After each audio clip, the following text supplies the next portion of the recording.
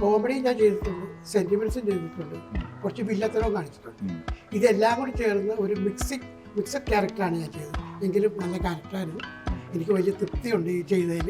അപ്പോൾ പ്രൊഡ്യൂസറെ എനിക്കറിയാം, അവർക്കൊന്നും എന്നെ അറിയില്ല. പക്ഷെ അവര് വന്നപ്പോ ഞാൻ പരിചയപ്പെട്ട അങ്ങനെ അറിയാമെങ്കിൽ വിളിക്കില്ലായിരുന്നു, എന്നെ അറിയുമെങ്കിൽ വിളിക്കില്ലായിരുന്നു. പിന്നെ ഈ സിനിമയെക്കുറിച്ച് എനിക്ക് തോന്നിയ ഒരു സംഭവം, എനിക്ക് തോന്നിയതല്ല, ഇത് പ്രേക്ഷകർക്ക്, ഇപ്പോഴത്തെ യുവതലമുറയ്ക്ക് അല്ലെങ്കിൽ മാതാപിതാക്കൾക്ക് ഒരു അവയർനെസ് കൊടുക്കാൻ പറ്റിയ വലിയൊരു മെസ്സേജ് ഉണ്ട്. ഇപ്പോൾ രാംജി റാവ് സ്പീക്കിംഗ് ഇറങ്ങുന്ന സമയത്ത് അന്ന് വലിയ കോമഡി പടങ്ങളില്ലാത്തൊരു കാലമാണ്. ആ ഒറ്റ പടം കൊണ്ട് മൊത്തം മാറ്റി. പിന്നെ എത്രയോ സിനിമകൾ അതിനെ അനുകരിച്ചു വന്നു. അത് ഈ ഡ്രഗ്സ് എവിടെ വേണമെങ്കിലും വരാം. മലയാളപ്പുഴ മാത്രമല്ല, എറണാകുളത്ത് വരാം, കൊച്ചിയിൽ വരാം, കോഴിക്കോട് വരാം, ഒക്കെ വരാം. ഗ്രാമത്തിൽ വരെ വരും. നമ്മൾ പേഴ്സണലായിട്ട് പറയുന്ന കാര്യങ്ങളത്. അപ്പോൾ നമുക്ക് റഹ്മാൻ എനിക്ക് ഇഷ്ടമാണ്, മനോജിനെ എനിക്ക് ഇഷ്ടമാണ്. അപ്പോൾ നമ്മൾ തമ്മിൽ പേഴ്സണലായിട്ട് ചില തമാശകൾ പറയും. ഞങ്ങൾ മാത്രമേ അത് കേട്ട് ചിരിക്കുള്ളൂ, മറ്റുള്ളവർ എന്താണെന്ന് അറിയാവുന്ന സ്കൂൾ കുട്ടികളെ ടീച്ചേഴ്സും മാതാപിതാക്കളും ഒരു പക്ഷേ തിയേറ്ററിലോട്ട് വന്ന് കാണിക്കാൻ സാധ്യതയുള്ള ഒരു സബ്ജക്റ്റ് അത്. അതിന് സാധ്യത കാണുന്നുണ്ട്. കുട്ടികളുടെ ഒരു തിരക്കുണ്ടാകാം സിനിമ റിലീസ് ആകുമ്പോൾ, അല്ലേ? അപ്പൊ ചേട്ടാ നമസ്കാരം, നമസ്കാരം. പുതിയ സിനിമയുടെ വിശേഷങ്ങളുമായിട്ട് എത്തിയിരിക്കുകയാണ് സൂപ്പർ ജെമിനി. എന്താണ് സൂപ്പർ ജെമിനിയെ കുറിച്ച് പറയാനുള്ള? ആദ്യം തന്നെ നല്ലൊരു സബ്ജക്റ്റാണ്. ഈ ഇന്നത്തെ പുതിയ തലമുറയിൽ നിന്ന് വ്യത്യസ്തമായ ഒരു പഴയ കാലത്തെ ഒരു സബ്ജക്റ്റാണിത്. ആ സബ്ജക്റ്റ് വളരെ ഗംഭീരമായിട്ട് പെർഫോം ചെയ്തിട്ടുണ്ട്. അനു പുരുഷോത്തമനാണ് അതിൻ്റെ തിരക്കഥയും സംഭാഷണവും സംവിധാനവും ചെയ്തിരിക്കുന്നത്. രാജേഷ് മലയാളപ്പുഴ അതാണ് പ്രൊഡ്യൂസർ. അദ്ദേഹം ഒരുപാട് കഷ്ടപ്പെട്ടു ഈ പ്രൊഡ്യൂസർ ഇത് ചെയ്യാൻ വേണ്ടിയിട്ട്. എങ്കിലും അദ്ദേഹത്തിൻ്റെ പ്രവൃത്തി നന്നായിരുന്നു. അതേപോലെ നമുക്ക് ചെറിയ ബുദ്ധിമുട്ടുകളൊക്കെ വന്നു, അല്ലേ? അതൊക്കെ സഹിച്ചു, അതൊക്കെ ഞങ്ങൾ സഹിച്ചു. ചെറിയ പടമാണ്, കൊച്ചു പടമാണ്, നല്ല പടമാണ്.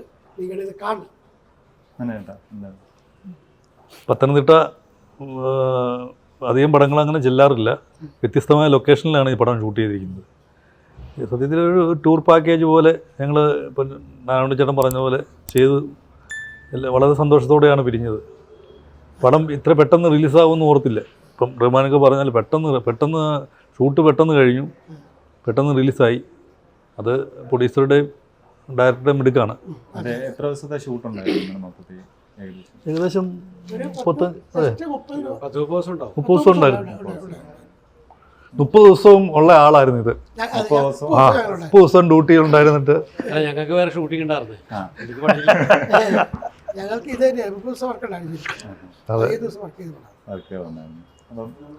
അല്ല, നമുക്ക് നല്ല പ്രതീക്ഷയാണ് ഈ സിനിമ. കാരണം സിനിമയുടെ ഷൂട്ടിംഗ് നടക്കുമ്പോൾ ഞങ്ങൾ വിചാരിച്ചില്ല ഇത്രയും പെട്ടെന്ന് ഈ സിനിമ പ്രേക്ഷകരിലോട്ട് എത്താനുള്ള സാധ്യത വിചാരിച്ചില്ല. കാരണം പല തടസ്സങ്ങളും കാര്യങ്ങളൊക്കെ ഉണ്ടായിരുന്നു.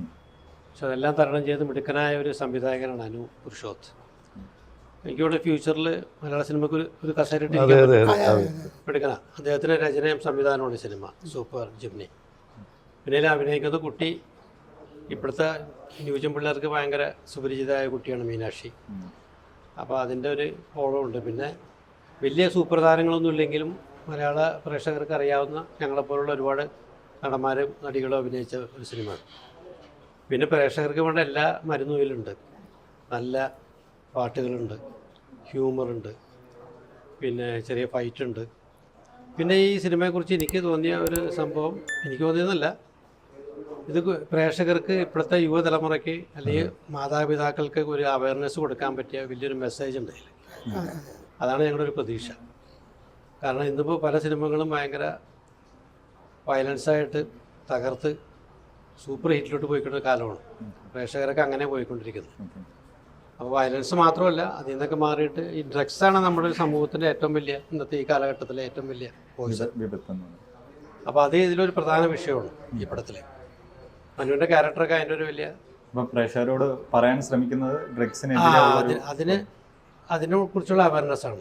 ഡ്രഗ്സ് ഇനിയുള്ള തലമുറയെങ്കിലും ഡ്രഗ്സ് ഉപയോഗിക്കാത്ത തലമുറ വരട്ടെ, അതിനുവേണ്ടി നമുക്ക് എന്തൊക്കെ ചെയ്യാൻ കഴിയും, അങ്ങനെയുള്ള. അപ്പം ഇതെന്തെങ്കിലും റിയൽ ഇൻസിഡൻസുമായിട്ട് എന്തെങ്കിലും ബന്ധമുള്ള? റിയൽ ഇൻസിഡൻ്റായിട്ട് ബന്ധമില്ല അല്ലേ? ഇല്ലില്ല. അദ്ദേഹത്തിന്റെ ഇതില് ഭാവനയിൽ വന്ന നമുക്ക് ഈ ഷൂട്ടിംഗ് ലൊക്കേഷൻസ് ഫുള്ള് മറ്റേ പത്തനംതിട്ട, മലയാലപ്പുഴ അങ്ങനെ ഒരു പ്രദേശമാണ്. പക്ഷേ ഈ ഡ്രഗ്സ് എന്ന് പറയുമ്പോൾ നമ്മുടെ മനസ്സിൽ ആദ്യം വരുന്നത് മെട്രോ സിറ്റി അല്ലെങ്കിൽ ബാംഗ്ലൂർ അങ്ങനത്തെ സ്ഥലങ്ങളാണ്. അത് ഈ ഡ്രഗ്സ് എവിടെ വേണമെങ്കിലും വരാം. മലയാളപ്പുഴ മാത്രമല്ല, എറണാകുളത്ത് വരാം, കൊച്ചിയിൽ വരാം, കോഴിക്കോട് വരാം, ഒക്കെ വരാം. ഗ്രാമത്തിൽ വരെ വരും എന്നൊരു പോയിന്റ് ഓഫ് വ്യൂവിൽ കാണിക്കുന്നു. അപ്പം കൂടുതലായിട്ട് ലൊക്കേഷൻസ് അവിടെ തന്നെയായിരുന്നു. വേറെ എന്തെങ്കിലും ലൊക്കേഷൻ? മാതാവിന്റെ സംവിധായകരുടെ നാട് പത്തനംതിട്ടയാണ്. പത്തനംതിട്ട. പിന്നെ ഞങ്ങളൊക്കെ ഇവിടെ അധികം സിനിമ അവിടെ വർക്ക് ചെയ്തിട്ടില്ല. ഇല്ല ഇല്ല, അവിടെ കൂടുതൽ ഞാൻ ആദ്യമായിട്ടാണ് പത്തനംതിട്ട പടത്തിന്റെ ഷൂട്ടിന് പോകുന്നത്. ഞാൻ ചെയ്തിട്ടുണ്ടെങ്കിലും അപ്പൊ അത് നല്ലതാണ്, ഒരു പുതിയ കാഴ്ചകളായിരിക്കും പ്രേക്ഷകന്, സ്ഥിരം കാണാത്ത ലൊക്കേഷൻസ് ആണ്. അപ്പം ഈ ഒരു സിനിമയിലേക്ക് നാരായണൻകുട്ടി ചേട്ടൻ എത്തിപ്പെട്ടത് എങ്ങനെയാണ്? അതായത് ഈ ക്യാരക്ടർ റോളിലേക്ക് എത്തിപ്പെട്ടത് എങ്ങനെയാണ്?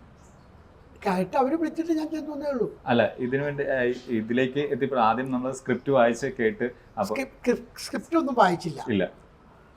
ഈ അനുവിനെ എനിക്ക് നേരത്തെ അറിയാം. അപ്പൊ പ്രൊഡ്യൂസറെ എനിക്കറിയാം. അവർക്കൊന്നും എന്നെ അറിയില്ല. പക്ഷെ അവര് വന്നപ്പോ ഞാൻ പരിചയപ്പെട്ട അങ്ങനെ പരിചയപ്പെട്ട അറിയാമെങ്കിൽ വിളിക്കില്ലായിരുന്നു. എന്നെ വിളിക്കാൻ എന്നെ അറിവെങ്കിൽ വിളിക്കില്ലായിരുന്നു. അപ്പോൾ അവർ ചെന്ന് പരിചയപ്പെട്ട് കഴിഞ്ഞപ്പോഴാണ് നല്ല ക്യാരക്ടറാണ് ചെയ്തത്. ഒരു നിസാര ദിവസത്തെ വർക്കേ പറഞ്ഞുള്ളൂ. എൻ്റെ ഒരു 10-14 ദിവസം കൊണ്ട് ഞാൻ വർക്ക് ചെയ്തു. നല്ല ഇമ്പ്രൂവൈസ് ചെയ്തിട്ട് പടം. കോമഡിയൊക്കെ നന്നായിട്ട് വർക്കൗട്ടായിട്ടുണ്ട്. അതിൽ സിറ്റുവേഷൻ കോമഡിയാണുള്ളത്. പിന്നെ അപ്പോൾ നമ്മൾ പറയുന്ന സാധനങ്ങളാണ് അങ്ങ് പറഞ്ഞ് പോകുന്നതാണ്. അതാണ് കോമഡി. എഴുതി വെച്ചേക്കുന്നത് നല്ലത് അല്ല, അങ്ങനെ കൗണ്ടർ പറഞ്ഞ് പോകുന്നത്. അതെ, ഇമ്പ്രൂവൈസേഷൻ ചെയ്ത് പോകുന്ന സാധനമാണ്. ഇതുവരെ അഭിനയിച്ച ഒരുപാട് സിനിമകൾ അഭിനയിച്ചു, ഒരുപാട് ക്യാരക്ടറുകൾ അഭിനയിച്ചു. അപ്പം ആ ഒരു ക്യാരക്ടറെ അപേക്ഷിച്ച് നോക്കുമ്പോൾ ഈ ഒരു ക്യാരക്ടർ എന്തെങ്കിലും പ്രത്യേകതകളോ അല്ലെങ്കിൽ വേറെ എന്തെങ്കിലും വ്യത്യസ്തമായ എന്തെങ്കിലും കാര്യങ്ങളോ? അല്ല, ഈ ക്യാരക്ടർ കോമഡി ഞാൻ ചെയ്തിട്ടുണ്ട്, സെന്റിമെന്റ്സും ചെയ്തിട്ടുണ്ട്, കുറച്ച് വില്ലത്തരവും കാണിച്ചിട്ടുണ്ട്. ഇതെല്ലാം കൂടി ചേർന്ന് ഒരു മിക്സഡ് ക്യാരക്ടറാണ് ഞാൻ ചെയ്തത്. എങ്കിലും നല്ല ക്യാരക്ടറായിരുന്നു. എനിക്ക് വലിയ തൃപ്തിയുണ്ട് ഈ ചെയ്തതിൽ. ഈ പടം ഇറങ്ങി ഓടട്ടെ എന്ന് ഞാൻ പ്രാർത്ഥിക്കുന്നു. അപ്പം ഈ സിനിമയിലെ ക്യാരക്ടറെ പറ്റി ഇപ്പം റഹ്മാനൊക്കെ പറഞ്ഞ പോലെ ഇത് സബ്ജക്റ്റിൻ്റെ അകത്ത് ഏറ്റവും കൂടുതൽ വരുന്നൊരു ക്യാരക്ടറാണ്. അതിനെക്കുറിച്ച് അധികം പറയാൻ പറ്റിയല്ല. സോമൻ എന്നാണ് കഥാപാത്രത്തിൻ്റെ പേര്. ഡ്രഗ്സുമായിട്ട് ബന്ധപ്പെട്ട കഥാപാത്രമാണ്. അപ്പോൾ ഈ മാധ്യമങ്ങളിൽ ഏറ്റവും കൂടുതൽ കാണുന്നതും അത് തന്നെയാണ്. ഡ്രഗ്സുമായി ബന്ധപ്പെട്ട് കൊലപാതകങ്ങളും. ഇത് കഴിച്ചു കഴിഞ്ഞാൽ അവൻ്റെ ലെവൽ എങ്ങോട്ടാണെന്ന് പറയാൻ പറ്റില്ല. ഫാമിലിയായിട്ട് ബന്ധപ്പെട്ട് കഴിയുന്ന ഒരു കുടുംബത്തിൽ ഒരുമിച്ച് പോകുന്ന ഭാര്യയും ഭർത്താവ് ഒരുമിച്ച് പോയിക്കൊണ്ടിരിക്കുമ്പോൾ ഡ്രഗ്സിന് അടിമയായാൽ എങ്ങനെയായിരിക്കും അതിൻ്റെ അവസ്ഥ? അതാണ് ഇതിൻ്റെ അകത്തൊരു പ്രധാന ഘടകം. ഒരു കുടുംബചിത്രമായിട്ട് തന്നെയാണ്. തീർച്ചയായിട്ടും കുടുംബത്തിന്റെ ആയിട്ട് ബന്ധപ്പെട്ട് ഉള്ള സിനിമ തന്നെയാണ്, സംശയമില്ല. നമ്മൾ ആ ട്രെയിലർ കാണുമ്പോൾ കൂടുതലും സ്കൂൾ കാലഘട്ടവും കാണിക്കുന്നുണ്ട്. അപ്പം അതും ഇതും തമ്മിൽ സ്കൂളിലെ ഡ്രഗ്സ് മാഫിയ അതിനെ കുറിച്ചാണോ കൂടുതലായിട്ട് ഈ പടം പറയാൻ? അതിനെക്കുറിച്ചും പറഞ്ഞു പോകുന്നുണ്ട്. അപ്പം സ്കൂളിലെ ആ ഒരു കാലഘട്ടം, ആ ഒരു ഇതൊക്കെ ഷൂട്ടൊക്കെ ചെയ്ത സമയത്ത് അതിനകത്ത് നിങ്ങൾ ഇൻവോൾവ് ആയിരുന്നു? അതായത് കുട്ടികൾക്ക് നല്ല മെസ്സേജ് കൊടുക്കുന്ന ഒരു പടമാണ്. കാരണം കുട്ടികളുമായിട്ട് ബന്ധപ്പെട്ട ഒരുപാട് കാര്യങ്ങൾ ഇതിൻ്റെ അകത്തുണ്ട്. സ്കൂളിന്റെ ഷൂട്ടൊക്കെ ചെയ്ത സമയത്ത് നിങ്ങളുടെ കുട്ടിക്കാല ഓർമ്മകളിലേക്കൊക്കെ പോകാൻ സാധിച്ചോ? ആ ഒരു സ്കൂളിന്റെ ഷൂട്ടിംഗ് ഇല്ല, നമ്മുടെ ഭാഗമല്ല അത്. നമ്മൾ എന്നാലും പക്ഷേ അത് ഇതിൻ്റെ അകത്ത് കഥ പറഞ്ഞു വന്നപ്പോൾ അതിൻ്റെ അകത്ത് നമുക്ക് അറിയാൻ പറ്റും. അല്ലാതെ സ്കൂളുമായിട്ട് നമുക്ക് ഉള്ള കഥാപാത്രം ഈ 3 പേരുടെയും കഥാപാത്രം പക്ഷേ സ്കൂൾ ഒരു പ്രധാന ഘടകമാണ് അതില്. ഈ സിനിമയിലെ ഏറ്റവും പ്രധാന ഘടകം സ്കൂളാണ്. അവിടെ നടക്കുന്ന കാര്യങ്ങളിലാണ് കൂടുതലും. അപ്പം ഞാൻ പറഞ്ഞിരുന്നത് ഈ സിനിമയുടെ പ്രൊമോഷൻ വൈസ് വെച്ച് നോക്കുമ്പോൾ ഹൈപ്പുള്ള പടങ്ങൾ മാത്രമാണ് ഇപ്പം തിയേറ്ററിൽ കൂടുതലായിട്ടും ഓടുന്നത്. ഈ തീരെ ഹൈപ്പ് കുറഞ്ഞതും അല്ലെങ്കിൽ കഥാതന്തുപരമായിട്ട് നല്ല മികച്ച രീതിയിൽ നിൽക്കുന്ന സിനിമയാണെങ്കിൽ പോലും ഹൈപ്പ് അല്ലെങ്കിൽ പ്രൊമോഷൻ കാരണം ഒരുപാട് സിനിമകൾ തിയേറ്ററിൽ പരാജയമാകുന്നുണ്ട്. അപ്പോൾ അതിനെക്കുറിച്ച് എന്താണ് പറയുന്നത്? അല്ല, അങ്ങനെ ഹൈപ്പിൽ വ്യത്യസ്തത വരുത്താൻ വേണ്ടിയിട്ടാണ് നമ്മൾ ഇരിക്കുന്നത്. നമ്മൾ സ്ഥിരം പാറ്റേണുള്ള സിനിമയെന്ന് മാറി കഥ പറയുന്ന ഒരു സിനിമയാണ്. അങ്ങനെ നേരത്തെ പറഞ്ഞു, ഒരു അവയർനെസ് കൊടുക്കാവുന്ന ഒരു സാധ്യതയുണ്ട്. മാതാപിതാക്കളും കുട്ടികളൊക്കെ കണ്ടിരിക്കേണ്ട സിനിമയാണ്. സാധാരണ നമ്മളിപ്പോൾ ഞങ്ങൾ ഏത് സിനിമ അഭിനയിച്ചാലും ഇതിൽ നമ്മളൊരു സിനിമയുടെ ലൊക്കേഷനുള്ള ചായ കൊടുക്കുന്ന പയ്യനായാലും എല്ലാവരുടെ ആഗ്രഹം ആ സിനിമ വിജയിക്കണമെന്നാണ്. ആ ആഗ്രഹം ഞങ്ങൾക്ക് 3 പേർക്കുണ്ടെങ്കിൽ തന്നെ ഈ സിനിമയ്ക്ക് ഒരു പ്രത്യേകത അതാണ്. ഒരു മെസ്സേജ് ഉണ്ട് ഇതിൽ. അതുകൊണ്ട് ജനങ്ങൾ കാണേണ്ട, എനിക്ക് വേണ്ട സ്കൂൾ കുട്ടികളെ ടീച്ചേഴ്സും മാതാപിതാക്കളും ഒരു പക്ഷേ തിയേറ്ററിലോട്ട് വന്ന് കാണിക്കാൻ സാധ്യതയുള്ള ഒരു സബ്ജക്റ്റ് അത്. അതിന് സാധ്യത കാണുന്നുണ്ട്. കുട്ടികളുടെ ഒരു തിരക്കുണ്ടാകാം സിനിമ റിലീസാകുമ്പോൾ, അല്ലേ? അങ്ങനെ സാധ്യതയുണ്ട്. ഇപ്പോൾ പറഞ്ഞ മോസ്റ്റ് വയലൻസ് പടങ്ങളും അങ്ങനത്തെ ഒരുപാട് ബഡ്ജറ്റ് പടങ്ങളും ഒക്കെയാണ് ഇപ്പം കൂടുതലായിട്ട് ഓടുന്നത്. ഇപ്പം ഈ ഇടയ്ക്ക് നമ്മുടെ സലീമേട്ടൻ പറഞ്ഞു ഹാസ്യ ചിത്രങ്ങൾ, അതായത് പഴയ പോലത്തെ തന്നെ ഹാസ്യ ചിത്രങ്ങൾ ഈ നമ്മുടെ മലയാള സിനിമയിൽ കുറഞ്ഞു വരുന്ന ഒരു പ്രവണത കാണുന്നു. അതായത് മോസ്റ്റ് വയലന്റ് പടം അല്ലെങ്കിൽ ബഡ്ജറ്റ് വൈസ് അങ്ങനത്തെ ഉള്ള പടങ്ങളാണ് കൂടുതൽ ഓടുന്നത്. സിനിമകളുടെ മലയാള സിനിമകളിൽ ഹാസ്യം കുറഞ്ഞു വരുന്നു എന്ന് പറയുന്നു. 3 പേരും ഹാസ്യം നന്നായിട്ട് കൈകാര്യം ചെയ്യുന്ന ആളാണ്.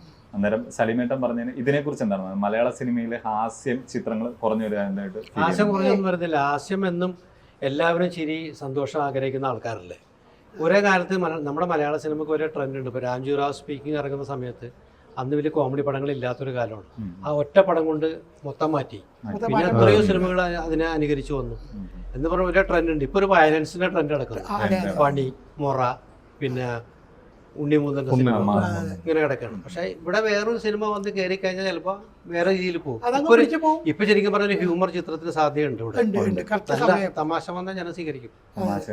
അപ്പം വയലൻസും കാര്യങ്ങളൊന്നും അല്ല, കഥ എന്താണ്, കഥാതന്തു എന്താണ്, അതനുസരിച്ചാണ് മലയാളി പ്രേക്ഷകർ ഒരു പടം വന്നാൽ അത് കണ്ട് ജനം നേരിട്ട് കണ്ട് അവരുടെ മൗത്ത് പബ്ലിസിറ്റി അവർ തന്നെ നടത്തുന്നുണ്ട്.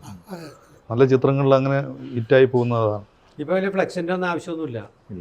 ഫ്ലെക്സ് കണ്ടെന്ന ആൾക്കാർ കാരണമൊന്നുമില്ല. ജനം പറഞ്ഞറിഞ്ഞ് കയറാണ് തിയേറ്റർ. നമ്മളങ്ങനെയൊക്കെയല്ല സിനിമക്ക് പോകണം. സാധാരണക്കാരന് പോകാനും വളരെ എക്സ്പെൻസീവ് ആണ് തിയേറ്റർ. ഒരു ഫാമിലി ആയിട്ടൊക്കെ പോകണമെങ്കിൽ വലിയ കാശ് വേണം. അപ്പോൾ ഒന്ന് അറിഞ്ഞ് നല്ല സിനിമയാണോ, ബോറടിക്കില്ല, ഇഷ്ടപ്പെട്ട സിനിമ, അങ്ങനെയൊക്കെയല്ലേ ഞാൻ പോണേ. അപ്പൊ അതുപോലെ ഞങ്ങൾക്ക് ഒരു പ്രതീക്ഷയുണ്ട്. സൂപ്പർ ജിംനി ഇത് ആദ്യ ഷോ കഴിയുമ്പോൾ ജനങ്ങൾ പറയും ഇത് കൊള്ളാല്ലേ സിനിമ, വലിയ താരങ്ങളൊന്നും ഇല്ലെങ്കിലും അല്ലേ. അതെ, സൂപ്പർ ശരണ്യ അങ്ങനെ പേര് പോലെ തന്നെ സൂപ്പർ ജെമിനി നല്ല പേര്. സൂപ്പർ ശരണ്യ വന്നിട്ട് ഹിറ്റ് ആയിട്ടുണ്ട്.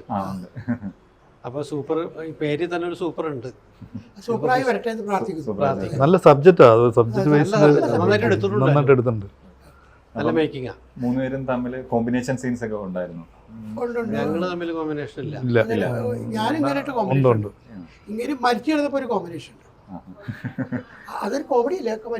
അല്ല, ഞാൻ പറഞ്ഞ അത് മരിച്ചപ്പോഴേ ഉള്ള കോമ്പിനേഷൻ കാണാൻ പോയി അത്രേ ഉള്ളൂ. ഇത് ഞങ്ങള് തമ്മിൽ കോമ്പിനേഷൻ. അപ്പം ലൊക്കേഷനിലെ കാര്യങ്ങളൊക്കെ എന്തെങ്കിലും തമാശ കാര്യങ്ങളോ അല്ലെങ്കിൽ അങ്ങനെ മറക്കാൻ പറ്റാത്ത എന്തെങ്കിലും അനുഭവങ്ങളൊക്കെ ഉണ്ടായിട്ടുണ്ട്? എന്തെങ്കിലും നർമ്മ മുഹൂർത്തങ്ങൾ ഉണ്ടെങ്കിൽ നമ്മള് പേഴ്സണലായിട്ട് പറയുന്ന കാര്യങ്ങളാണ്. അപ്പൊ നമുക്ക് റഹ്മാൻ എനിക്ക് ഇഷ്ടമാണ്, മനോജിനെ എനിക്ക് ഇഷ്ടമാണ്. അപ്പോൾ നമ്മൾ തമ്മിൽ പേഴ്സണലായിട്ട് ചില തമാശകൾ പറയും. ഞങ്ങൾ മാത്രമേ അത് കേട്ടിട്ടിരിക്കുള്ളൂ. മറ്റുള്ളവർ എന്താണെന്ന് അറിയാൻ വേണ്ടി എന്താണ് നമ്മൾ തമ്മിലുള്ള കണക്ഷൻ ഉണ്ടായിട്ട് എന്താണെന്ന് അറിയാം. അതായത് നമുക്ക് ബാക്കിയുള്ളവർക്ക് അറിയാൻ പറ്റില്ല.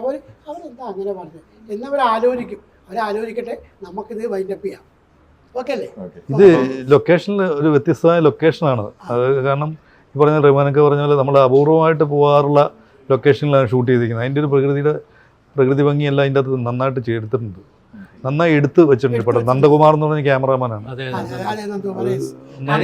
വരാൻ തന്നെ കാരണം നന്ദനാണ്. ഞാൻ ഇതിനു മുമ്പ് ഒരു സിനിമ ചെയ്തിരുന്നു, തുരീയം, 3 വർഷം മുമ്പ്. അതിന്റെ ക്യാമറ നന്ദനായിരുന്നു. അതിന് പറഞ്ഞ പോലെ നന്ദൻ ഒരു മിടുക്കനായ ക്യാമറാമാനാണ്. നന്ദൻ ശരിക്ക് വിഷ്വൽസ് ഒക്കെ ഗംഭീരമായിട്ട് എടുത്തിട്ടുണ്ട് തന്നെ അല്ലേ. പാട്ടും എല്ലാം നല്ല 2-3 പാട്ടുകളുണ്ട് കേട്ടോ, മനോഹരമായ പാട്ടുകൾ. പാട്ടൊക്കെ ഒരു സിനിമയുടെ വിജയത്തിന് ആവശ്യമാണ്. അതൊക്കെ ആ മരുന്നൊക്കെ ഉണ്ട്, തമാശ, ഫൈറ്റ് എല്ലാം ഉണ്ട്. അപ്പം ഈ ഡയറക്ടറെ കുറിച്ച് എന്താണ് പറയുന്നത്? നമ്മൾ പുതിയതായിട്ട് പറഞ്ഞല്ലോ, ഞങ്ങൾ നേരത്തെ അനൂപ് പുരുഷോത്തമൻ ഡയറക്ടർ. അദ്ദേഹത്തിന്റെ കഥ, തിരക്കഥ, സംഭാഷണം എല്ലാം അദ്ദേഹത്തിന്റെയാണ്. നല്ല ഡയറക്ഷനാണ്. അല്ല, ഒരുപാട് ഡയറക്ടർമാരുടെ കൂടെ അഭിനയിച്ചവരാണ് 3 പേരും. നമ്മള് പല സ്വഭാവമുള്ള പല ഡയറക്ടർമാരും കൂടെ അഭിനയിച്ചു. എല്ലാവരുമായിട്ട് നമ്മൾ കോമ്പിനേഷനാണ്. ഇദ്ദേഹമായിട്ട് നിങ്ങൾ കോമ്പിനേഷൻ അങ്ങനെ വേണ്ടത്. എന്താണ് ഒരു പ്രത്യേകത, അല്ലെങ്കിൽ മുൻഗണന, അല്ലെങ്കിൽ ഒരു ടെൻഷൻ ഇല്ലാത്തൊരു വർക്ക്, ടെൻഷൻ ഇല്ലാത്ത എൻജോയ് ചെയ്ത് ഞാൻ ആദ്യമേ പറഞ്ഞു അഭിമുഖം തുടങ്ങിയപ്പോൾ ഒരു കസേര ഇവിടെ സാധ്യതയുണ്ടെന്ന് പറഞ്ഞു. അനൂപ് പുരുഷോത്തമൻ കാരണം പണിയറിയാവുന്ന ഒരു കക്ഷി ഡയറക്ടർ തന്നെയാണ്. അപ്പം ജനുവരി 24-ാം തീയതിയാണ് തിയേറ്ററിലേക്ക് എത്തുന്നത്. എന്നാൽ അതിനോടൊപ്പം തന്നെ വമ്പൻ സിനിമകളും അല്ലെങ്കിൽ അതിനോടൊപ്പം തന്നെ ഒരുപാട് സിനിമകൾ ഇറങ്ങുന്നുണ്ട്. അപ്പം ഈ സിനിമയുടെ പ്രതീക്ഷകൾ എന്തൊക്കെയാണ്? ഈ സിനിമയുടെ പ്രതീക്ഷകളാണ് ഞങ്ങൾ ഇതിനു മുമ്പ് പറഞ്ഞത്. നേരത്തെ പറഞ്ഞ ഈ പ്രതീക്ഷകളാണ് പറഞ്ഞത്. കുടുംബസമേതം ഫാമിലിയായിട്ട് പറയാനുള്ളത്, ഫാമിലിയായിട്ട് നിങ്ങൾ ഇപ്പോൾ പടം പോയി കാണണം. നല്ല സൂപ്പർ പടമായിരിക്കും. സൂപ്പർ ജിമിനി എന്ന് പറഞ്ഞത് നിങ്ങൾ പടം കണ്ട് പുറത്തേക്ക് ഇറങ്ങുമ്പോൾ നിങ്ങളുടെ മനസ്സിനകത്തൊരു സൂപ്പർനെസ് വരും. യാതൊരു നെഗറ്റീവ്സും ഉണ്ടാവില്ല. പടം കാണാം, ധൈര്യമായിട്ട് കാണാം. ഫാമിലിയായിട്ട് പ്രായത്തിലുള്ളവരായിട്ട് ഇരുന്ന് കാണാൻ പറ്റിയൊരു കുടുംബ ചിത്രം തന്നെയാണ്. കുടുംബ ചിത്രം. അപ്പം സൂപ്പർ ജെമിനി ജനുവരി 24 ഹിറ്റാകട്ടെ, ഒരു പ്രേക്ഷകർ തീരുമാനിക്കണം.